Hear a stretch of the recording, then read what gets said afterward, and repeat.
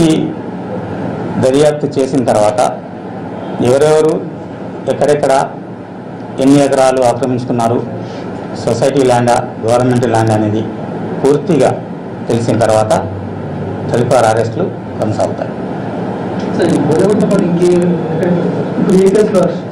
ఇప్పుడు బోధగుట్టకు సంబంధించినటువంటి ల్యాండ్కి సంబంధించిన కేసులోను, అలాగే బంజారా హిల్స్లో 3 ఎకరాలు ఇచ్చేయి ఈ దీపక్ రెడ్డి, సక్సేనా వీళ్ళందరూ కూడా అక్కడ కూడా ఒక హైకోర్టులో గ్రాబింగ్ చేయడానికి ట్రై చేశారు. ఆ కేసులో కూడా వీళ్ళని అరెస్ట్ చేయడం జరిగింది. బోధగట్టది ఇది వీకర్ సెక్షన్కి గవర్నమెంట్ అలాట్ చేసినటువంటి ల్యాండ్ అది. దానికి జీవోలు కూడా ఉన్నాయి. ఆ జీవోలను ఛాలెంజ్ చేస్తూ వీళ్ళు హైకోర్టులో ఒక రిట్ కూడా వేశారు. ఆ రిట్ని హైకోర్టు సస్పెండ్ చేయడం వల్ల, అంటే మిస్ రిప్రజెంటేషన్ చేసి దాన్ని వాళ్ళ భూమిగా వాళ్ళు ట్రీట్ చేస్తూ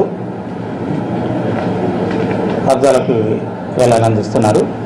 దానికి సంబంధించిన ఆ సొసైటీకి సంబంధించినటువంటి ఒక మెంబర్ కంప్లైంట్ ఇవ్వడం వల్ల కేసు రిజిస్టర్ చేసి ఇన్వెస్టిగేషన్ స్టార్ట్ చేయడం జరిగింది.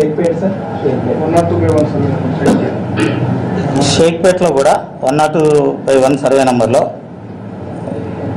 అక్కడ కూడా కొంత ల్యాండ్ని ఈ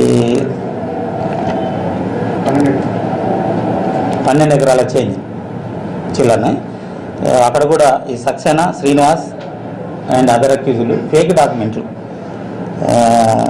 తయారు చేసి రిట్ వేసి దాని మీద కూడా కబ్జాలు చేయాలనే ఆలోచనలు ఉన్నారు.